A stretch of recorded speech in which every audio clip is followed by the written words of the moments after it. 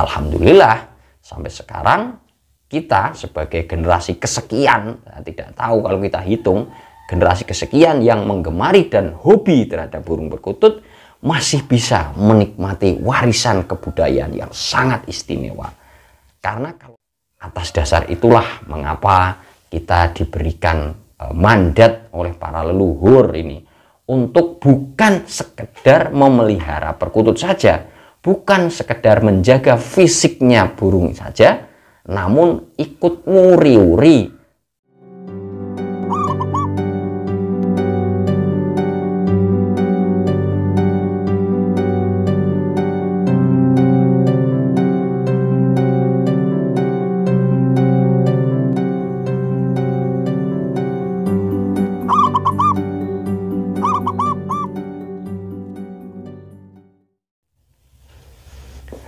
Assalamualaikum warahmatullahi wabarakatuh. Salam sejahtera untuk kita semua. Om Swastiastu, Namo Buddhaya. Salam kebajikan. Salam Rahayu Nusantara bagi para Ndoro dimanapun Anda berada. Dapat menerima saluran kami Cah Bejo YouTube channel yang akan membahas tentang kebudayaan, sejarah, dan adat istiadat bangsa kita. Adat istiadat yang telah diwariskan secara turun-temurun dari leluhur Nusantara. Pada kesempatan kali ini kita berbincang ringan, ngobrol santai seputar burung perkutut, burung kesayangan kita yang menjadi hobi dan kelangenan khususnya bagi para lelaki Jawa. Memelihara burung perkutut adalah sebuah kegiatan yang tentunya banyak hal yang melatar belakangi mengapa mengambil burung ini sebagai peliharaan. Tentunya di samping memang suatu kesenangan, karena hobi tanpa kesenangan adalah tidak akan memberikan efek apa-apa, karena menjadi kesenangan itu adalah alasan utama memilih sesuatu dijadikan hobi. Nah, pada sisi burung perkutut ini, mengapa kok para penggemar menyukai burung ini?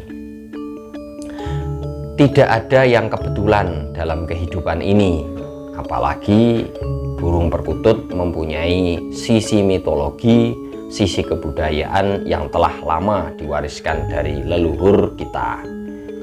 Mengapa saya katakan demikian? Mungkin burung-burung lain atau binatang-binatang lain memiliki ciri khas masing-masing mengapa kok menjadi kegemaran atau disukai atau digandrungi untuk dipelihara. Namun tidak semua binatang mempunyai karisma kebudayaan seperti pada burung perkutut. Kalau mau kita jabarkan tentu banyak hal yang bisa kita gali. Namun saya akan memberikan sedikit ulasan tentang alasan utama dari mengapa kita harus mempelajari, mengapa kita harus membedah secara mendalam dari kebudayaan burung perkutut ini. Yang pertama adalah adanya ungkapan dari para leluhur, khususnya leluhur bagi mereka yang hidup di tanah Jawa terutama, itu ada ungkapan yang mengatakan kalau bisa, atau dalam bahasa Jawanya seperti ini, yen iso manggungo ojo namung ngoceh. Kalau diterjemahkan dalam bahasa Indonesia berarti kalau bisa itu manggung, jangan hanya berkicau atau ngoceh. Di sini kata manggung dan kata ngoceh sebenarnya sama-sama mewakili dari suara burung. Namun ada yang dikategorikan sebagai burung yang manggung dan ada yang dikategorikan sebagai burung yang ngoceh atau berkicau. Ungkapan ini tentunya bukan hanya sekedar ungkapan semata, namun ungkapan manggung itu memiliki syarat makna, syarat arti bagi penduduk yang hidup di tanah Jawa khususnya. Nah, dengan demikian maka para leluhur mengambil kosakata manggung pada burung-burung tertentu. Di situ ada burung anggungan, salah satunya adalah burung perkutut. Maka di sini kata manggung disematkan pada suara burung yang halus, suara burung yang merdu.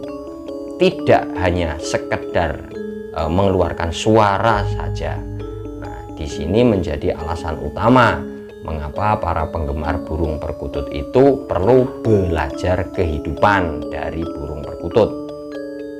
Tidak hanya berbicara saja, namun pembicaraan yang dikeluarkan harus memiliki dampak positif. Bukan sebaliknya, setiap ucapan yang keluar atau setiap suara yang terucap dari mulut kita berakibat negatif, bahkan menyakiti hati manusia yang lainnya atau hati orang lain.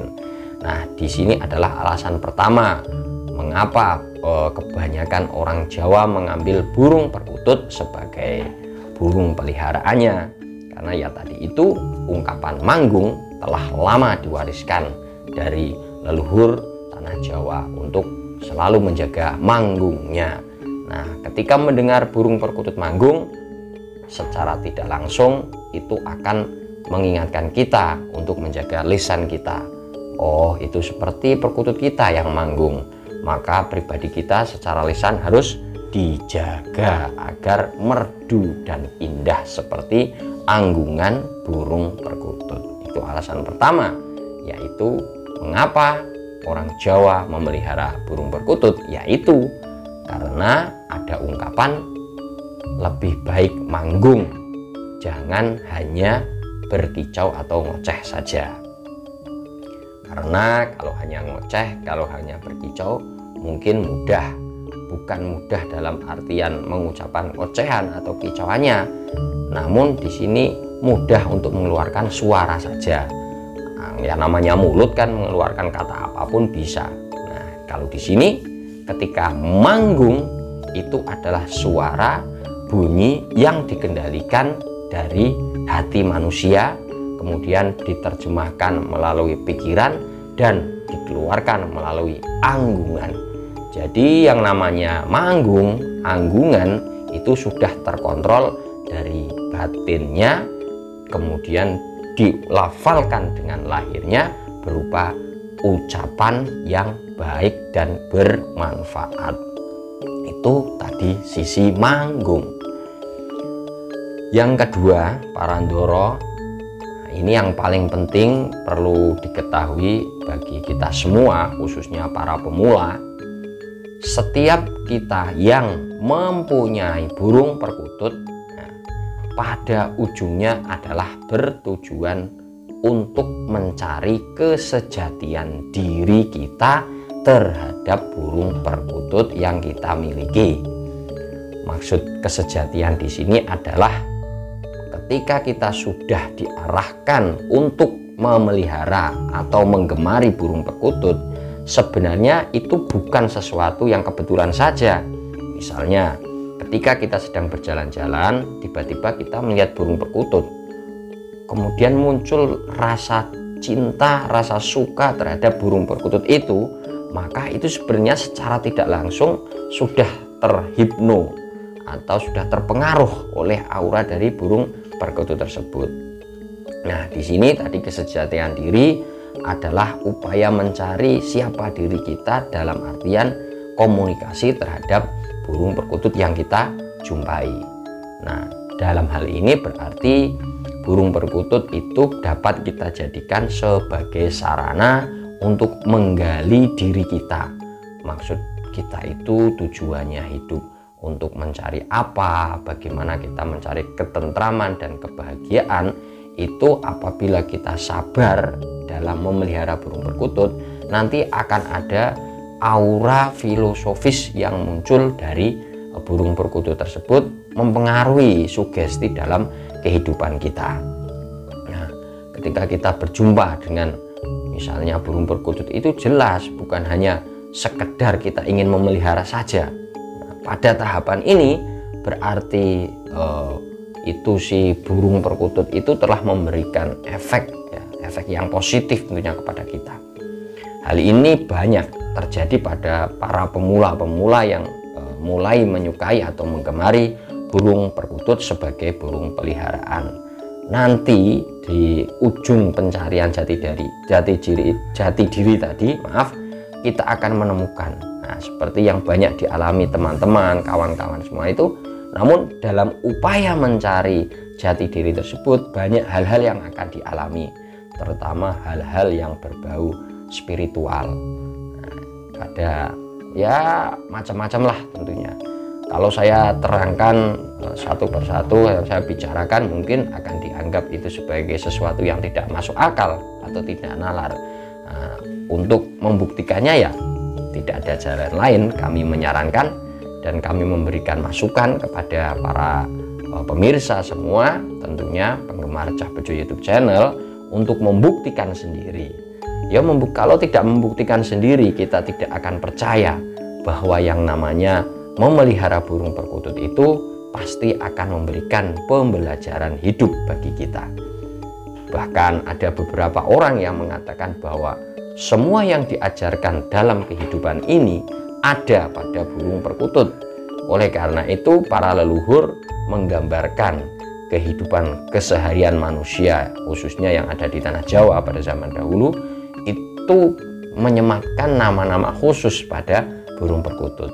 Tujuannya apa? Bukan hanya sekedar melakukan klasifikasi terhadap spesies burung perkutut tersebut, namun juga memberikan mengingatkan kepada manusia melalui sarana burung peliharaan, mengingatkan kepada manusia untuk selalu menjaga laku kehidupannya, memberikan sematan nama tertentu yang artinya mengingatkan manusia untuk berbuat baik, untuk mengingatkan manusia saling tolong menolong, untuk mengingatkan manusia bersedekah, dermawan, dan lain sebagainya. Itu dituangkan bukan hanya pada tulisan-tulisan, bukan hanya pada prasasti, bukan hanya pada kitab-kitab. Karena kalau hanya pada prasasti, pada kitab, mungkin akan lekang temakan ganasnya alam. Contoh, yang tulisan-tulisan budi pekerti, norma-norma yang dituliskan pada daun lontar atau pada pelepah-pelepah pohon atau kulit binatang itu bisa hilang, bisa sirna. Begitu pula dengan prasasti-prasasti yang dituliskan pada batu.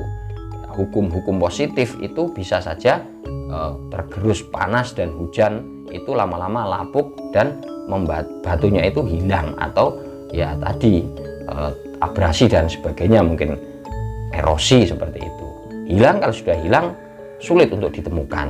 Namun ketika hal-hal positif itu diberikan secara getok tular, cerita-cerita rakyat, diberikan pada mitologi-mitologi, selama itu positif dan mengandung kebaikan, maka itu akan terjaga dengan baik, terlindungi dan dilestarikan oleh generasi satu, generasi berikutnya, seterusnya dan seterusnya, baik kemarin, hari ini maupun yang akan datang. Nah, oleh karena itu para leluhur memilih salah satu sarana, yaitu burung perkutut diberikan klasifikasi menggunakan nama-nama tertentu yang mempunyai arti atau petuah kehidupan. Nah, kalau nyatanya sampai sekarang ketika burung perkutut itu masih ada, hal-hal positif yang dititipkan atau disematkan pada burung perkutut itu sampai sekarang terjaga dengan baik. Itu fakta. Namun lain hal dengan apa yang ditulis, misalnya di dalam kertas, di dalam pelepah-pelepah pohon, itu kalau hilang ya sudah, nah, barangnya sudah tidak ada. Kalau perkutut, wah, ratusan jumlahnya dengan nama-nama tertentu mewakili pesan-pesan kehidupan, masih aman, terpelihara dan dijaga oleh para penggemar dan pelestari burung perkutut. Nah, sahabat Parandoro dimanapun Anda berada, muara akhirnya adalah bahwa dengan adanya penamaan-penamaan pada burung perkutut, khususnya perkutut lokal, mampu menjaga tradisi positif hukum-hukum baik di tatanan masyarakat Jawa dan tatanan Nusantara pada umumnya.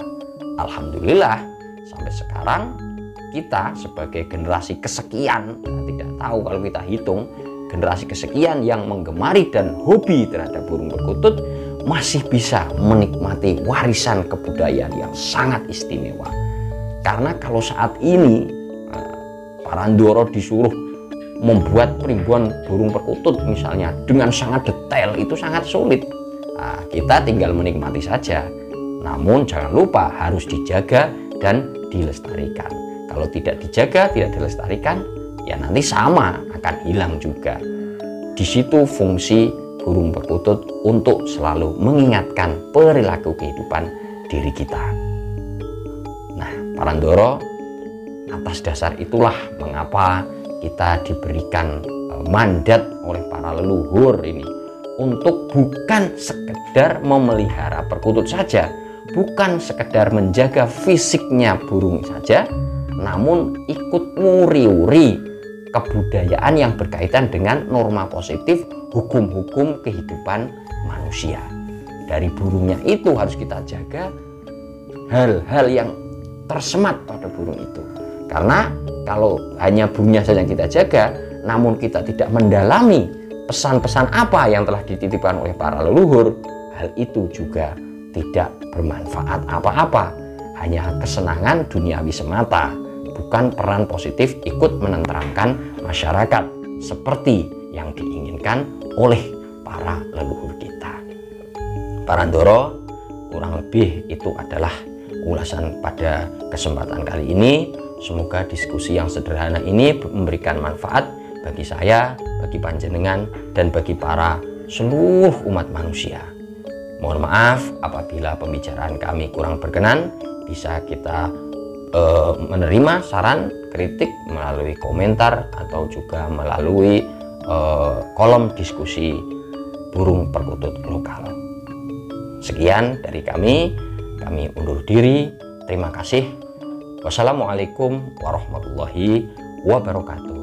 Santi, santi, santi, rahayu, sagung dumadi.